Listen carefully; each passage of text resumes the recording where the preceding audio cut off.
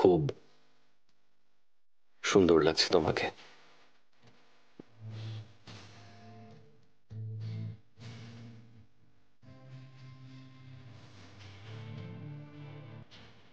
কত মিষ্টি লাগছে আমাদের সন্তোষীকে, কারোর জন্য নতুন না লাগে।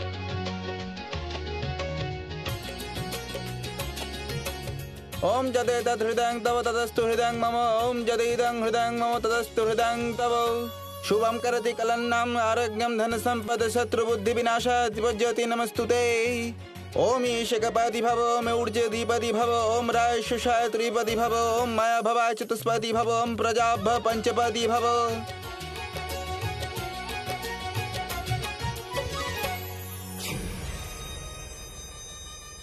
আমাকে ছেড়ে এরা কিসের পার্টি করছে?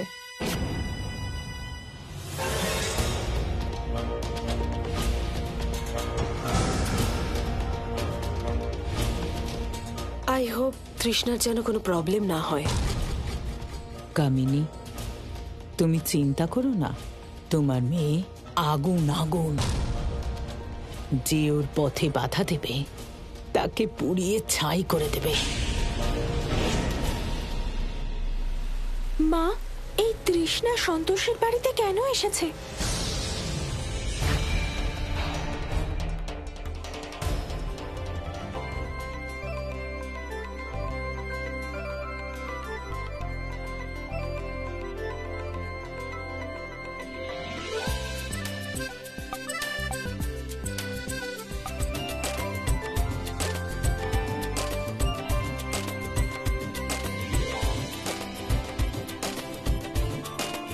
সাত পাক সম্পন্ন হয়েছে, এবার আপনারা সিঁদুর দানের জন্য স্থানে গিয়ে বসুন।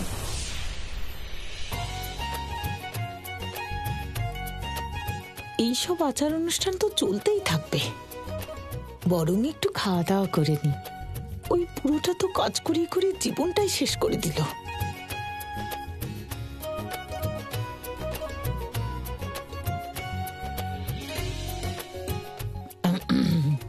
বিয়ে বাড়ির ফুচকা খেয়ে তো খুব ভালো লাগলো। তাড়াতাড়ি খাবারটা খেয়ে নি, নয়তো অতিথিরা আসলে সেটাও পাবো না। আরে দিন দাদা দিন। এবার আপনি সিঁদুর দান করুন। सर्वमंगल मंगलाय शिवे सर्वार्थ साधिके शरणत्र्यंबके गौरी नारायणे नमस्तुते। जयंती मंगला काली भद्रकाली कपालिनी दुर्गे सेवा क्षमादार्ती सहा सुधा नमस्तुते। ओम शांति ओम शांति ओम शांति।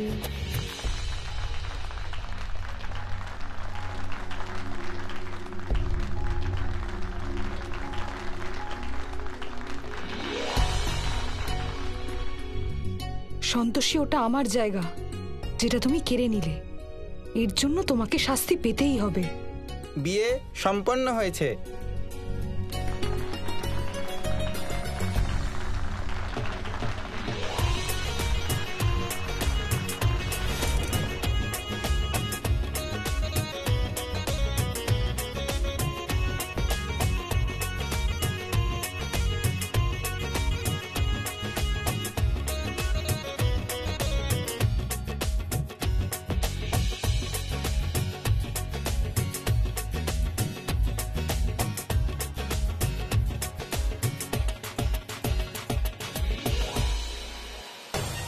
মা, তৃষ্ণাকে দেখে আমার সন্তোষের জন্য অত্যন্ত চিন্তা হচ্ছে। মা, দয়া করে কিছু করুন মা। গোমাতা, আমি দেবলোকের নিয়ম দ্বারা আবদ্ধ।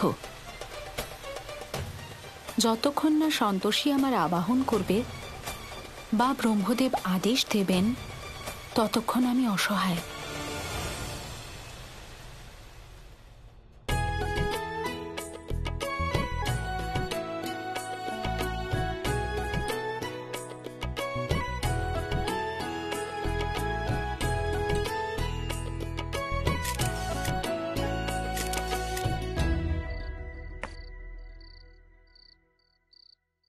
এখানে বসেই খেয়ে নি, সবার চোখের আড়ালে। ওখানে খেলে সবাই দেখতে পেয়ে যাবে।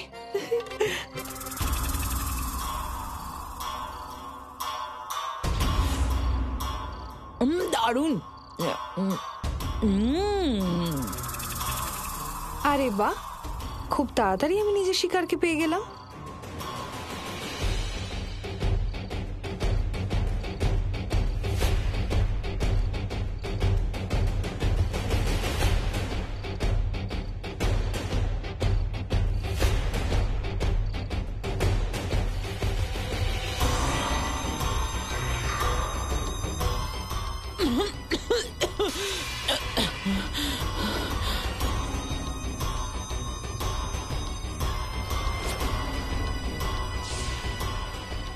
এবারে আমি কাজটা পূরণ করতে পারবো, আর কেউ জানতেও পারবে না। তৃষ্ণা হঠাৎ করে কোথায় অদৃশ্য হয়ে গেল? দেবী পৌলমীর প্রতিনিধির কাছে সীমার অতিরিক্ত শক্তি আছে।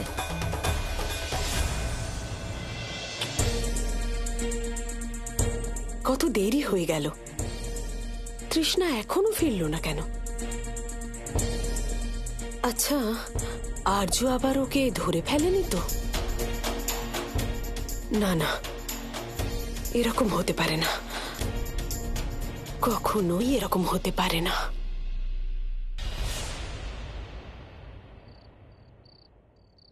বড় বৌদি, তোমারও অনেক নাটক আছে বুঝলে। হ্যাঁ, ওখানে মাধুরী তোমাকে খুঁজছে সন্তোষীকে আশীর্বাদ করার জন্য, আর এখানে তুমি এত খাবার নিয়ে বসে খেয়ে সেটাকে আবার নষ্ট করছো। এসব কি বলো তো? হ্যাঁ,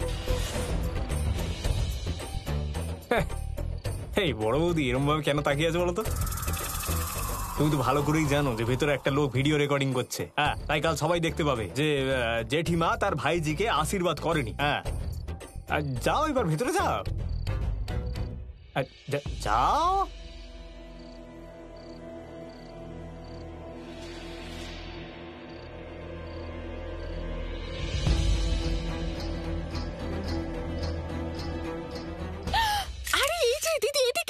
আরে তাড়াতাড়ি এসো। হ্যাঁ, এই দেখো কতদিন পর একটা ভালো ক্যামেরায় ছবি তোলার সুযোগ পেয়েছি। চলো না, আজকে একটা ভালো করে ছবি তুলি। চলো চলো, আরে এসো না।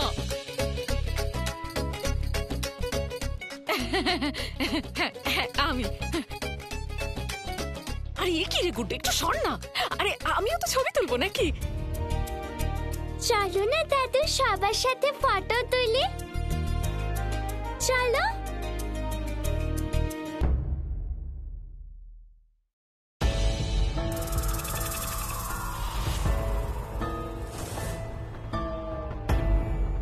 আমার আবার জেঠিমাকে দেখে এরম অদ্ভুত কেন লাগছে?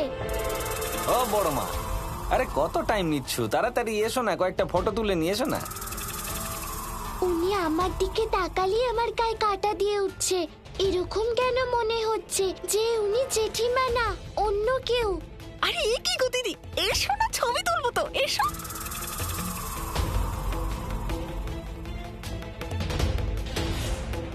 জেঠিমা তুমি এদিকে চলে এসো, আমার বাঁ দিকের প্রোফাইলে ভালো ছবি আসে। এসো। আমি ফটো তুলতে চাই না।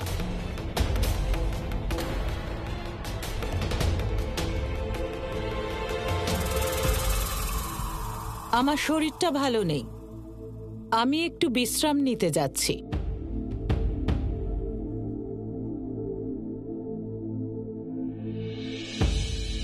আমি একটু জেঠিমাকে দেখে আসি। এই সন্তোষী, আরে ছাড়ো তো। আরে গোগ্রাসে এত গান্ডে পিন্ডে গিললে তো যে কারুর শরীর খারাপ হয়ে যাবে। আরে এখানেই থাকো, উনি কিছুক্ষণ পরেই চলে আসবেন। হ্যাঁ, এখন অনেক গেস্ট আছে এখানে, ওনারা সবাই চলে গেলে তুমি দেখা করে নিও, ঠিক আছে? আরে সবাই এবার লাইন করে দাঁড়িয়ে পড়ো। আরে আগে ফটোগুলো তুলে নিয়ে, আরে লাইন করো। হ্যাঁ, চলো চলো চলো।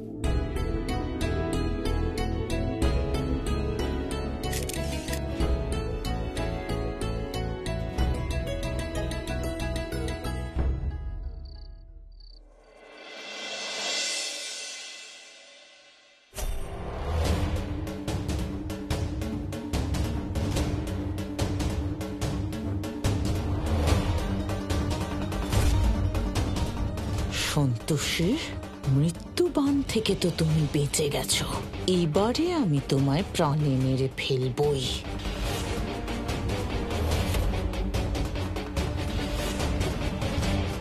খুব ভালো, আমি তোমায় মারবো, আর সিসিটিভি ক্যামেরাতে দেখা যাবে তোমার জেঠিমাকে।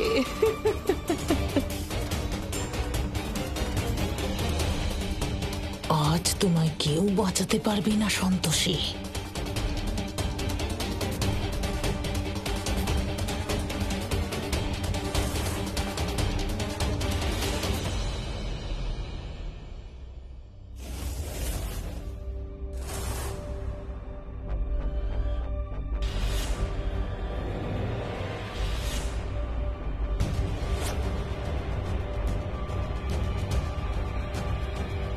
কেউ আমাকে দেখতে পাচ্ছে না।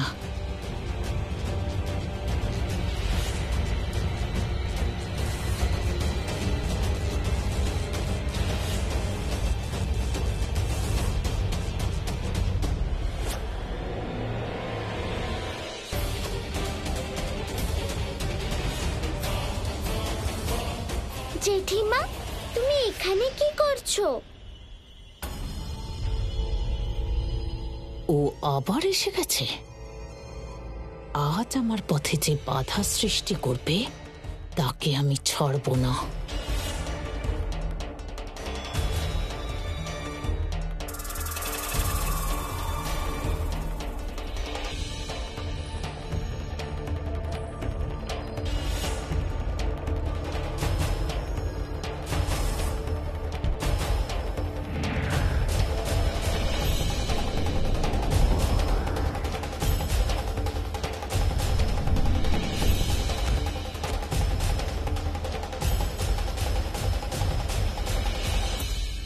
আরে কি করলো মেয়েটা?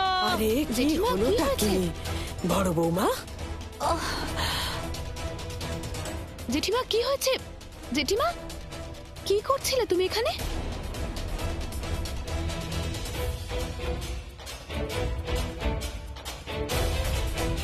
আরে কি হয়েছে? আরে কেউ একটু মোজা ফোজা শোকাও। কি বলছো কাকু? মা ইনি। জেঠিমা, তুমি এখানে কি করছো?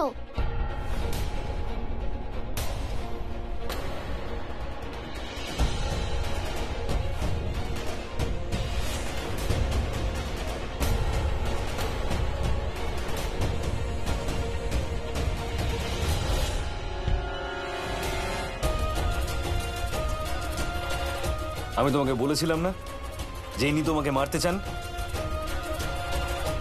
উনি আরো কিছু করবার আগে আমি ওনাকে নিয়ে গিয়ে ঘরে বন্ধ করে দিচ্ছি। সবাই মিলে একটু ধরুন তো। হ্যাঁ ঠিক আছে। থাক না আর্য স্যার, হয়তো কিছু একটা ভুল বোঝাবুঝি হয়েছে।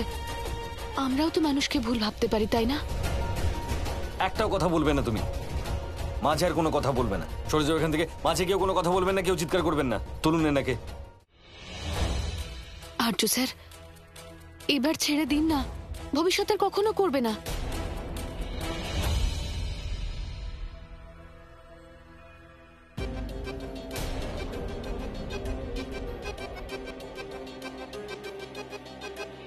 আরে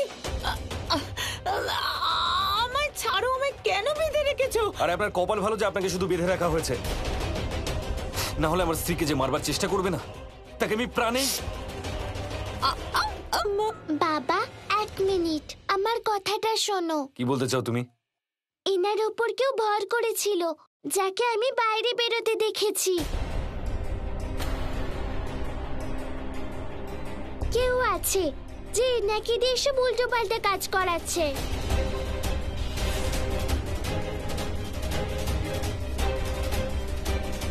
কিন্তু এটা কি করে হতে পারে? যে কাজ উনি করছেন তা যদি ওনার মনে না থাকে তাহলে তো উনি অসুস্থ। বাবা, এটা কোনো রোগ না, এটা তৃষ্ণা আর কামিনী আন্টির কোনো প্ল্যান। কারণ আমি জেঠিমাকে এরকম বিহেভ করতে আগে দেখিনি। রুদ্রাক্ষী, তুমি সব কি বলছো? তুমি এখন অনেক ছোট, তুমি এসব বুঝবে না। বাইপোলার ডিসঅর্ডার একটা রোগ, যেখানে মানুষ ভুলে যায় সে কি করছে। ইনি পাগল হয়ে গেছেন। আর্য, তোমার যদি এনাকে এতটাই অসুস্থ বলে মনে হয় তাহলে তো আমাদের এনাকে তাড়াতাড়ি ডাক্তার দেখানো উচিত, না হলে উনি কিছু একটা করে বসবেন। হ্যাঁ, আমি সত্যি বলছি, আমার কোনো অসুখ হয়নি। এই বড় বৌদি, বেশি কান্নাকাটি করো না। পাগল কখনো নিজের মুখে বলে না যে সে পাগল। হ্যাঁ, একদম চুপ করে শুয়ে থাকো এখানে। হ্যাঁ হ্যাঁ, একদম ঠিকই বলেছে। আমাদের এই দিদি যখনই দেখো কারণ না কারোর পেছনে পড়েই আছে। আর এনার তো এটাই অভ্যেস। এইসব করা ওনার পক্ষে খুব একটা বড় কথা না। আরে ছাড়ো না ভাই, আমি বলছি না আমি পাগল নই, আমি কিচ্ছু করিনি। আর্যবাবু, আমি সত্যি বলছি। আরে মা, বলুন না আমার কিচ্ছু হয়নি, বলুন না মা, বলুন না সবাইকে। অনেক চিৎকার চেঁচামেচি হয়ে গেছে। হ্যাঁ, এবার আমার কথাটা শুনুন। চুপ করে শুনুন, আপনারা সবাই এখান থেকে বেরোন, আমি ডাক্তারকে ডাকছি। আর আপনি প্লিজ এই ঘরে তালা মেরে দিন আর চাবিটা আমাকে দিয়ে দেবেন। হ্যাঁ হ্যাঁ আর্য বাবু, আমি আপনাকে চাবি দিয়ে দেবো। না, আরে আমার কথা শোনো, আমি পাগল নই, আমি কিচ্ছু করিনি, আমাকে ছেড়ে দাও। চলো।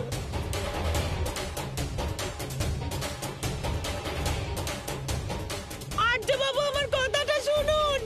আরে আরে চলো সবাই বাইরে চলো। আপনি তো শুনুন। আরে কেউ তোমার কথা শুনবে না, চাবিটা আমি নিজের কাছেই রাখবো। কেউ আমার কথা শুনছে না, আমি পাগল নই, আমাকে ছেড়ে দাও, আমি এখানে থাকবো না, ছেড়ে দাও। মা, এই দৃশ্য দেখে মনে হচ্ছে দেবী পৌলমীর ভক্ত যে কোনো মানুষের শরীরে প্রবেশ করার ক্ষমতা রাখে।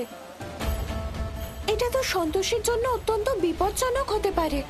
জানি না ব্রহ্মদেব কেন এই বিষয়ে তাড়াতাড়ি কোনো সিদ্ধান্ত নিচ্ছেন না। মা, আরেকবার ওনার সাথে কথা বলে দেখুন না। আমি অবশ্যই ব্রহ্মদেবের সঙ্গে কথা বলবো, কিন্তু আমার বিশ্বাস আমার ভক্তর কেউ কোনো ক্ষতি করতে পারবে না। আপনি নিশ্চিন্ত থাকুন গো মাতা, কেননা রুদ্রাক্ষী দেবী পৌলমীর প্রতিনিধিকে উত্তর দিতে সক্ষম। মম, যতক্ষণ ওই রুদ্রাক্ষী নামের মেয়েটা সন্তোষীর সাথে আছে আমি ওর কোনো ক্ষতি করতে পারবো না। যেভাবেই হোক ওই রুদ্রাক্ষীকে সন্তোষীর থেকে দূরে করতে হবে।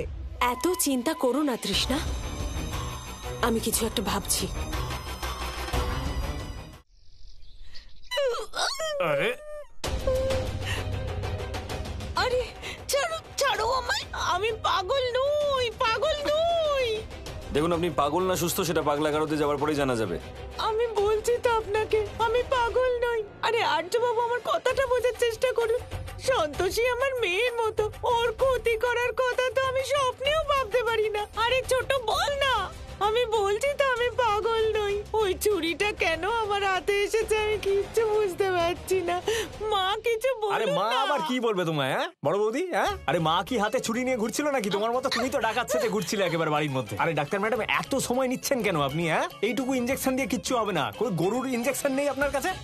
এমনিতেও এনার মাথাটা না একটু বেশি খারাপ হয়ে গেছে মনে হচ্ছে। এই জন্য আপনার এনাকে ওই যে কারেন্ট হয় না, ওই যে কারেন্টের শক 440 ভোল্ট, ওইটা দেওয়া উচিত এই মহিলাকে।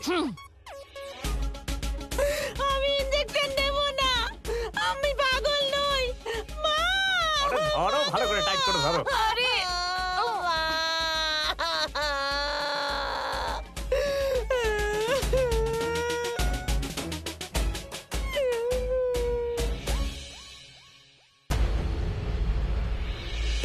ব্রহ্মদেব, দেবী পৌলমীর প্রতিনিধি যে মায়া প্রয়োগ করে অন্যের দেহে প্রবেশ করছেন তা দেবী পৌলমীর সহায়তা ছাড়া সম্ভব নয়। যদি সাধারণ মানুষও শক্তি লাভ করতে থাকে তাহলে মহা অনর্থ হয়ে যাবে। দেবী সন্তোষী, আপনার কথার সাথে আমরা পুরোপুরি একমত, কিন্তু আমি এখন কোনো পদক্ষেপ নিতে পারবো না, কারণ আপনি দেবী পৌলমীর উপর অভিযোগ করছেন এবং এখন দেবী পৌলমী কারাগারে বন্দী আছেন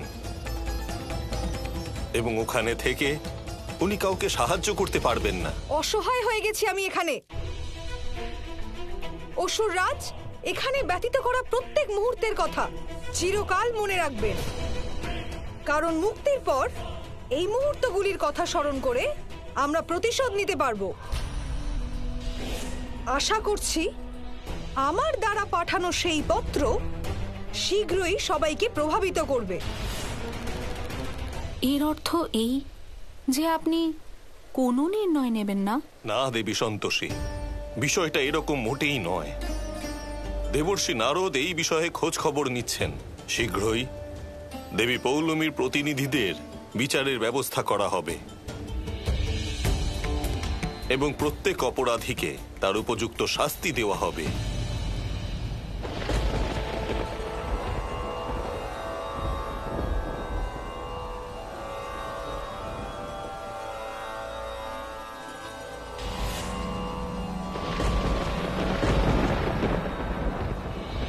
এই তো দেবরাজ ইন্দ্রের আগমনের ইঙ্গিত। মনে হয় দেবী পৌলমীর কারাগারে যাওয়ার সংবাদ পেয়েই উনি এখানে এসেছেন।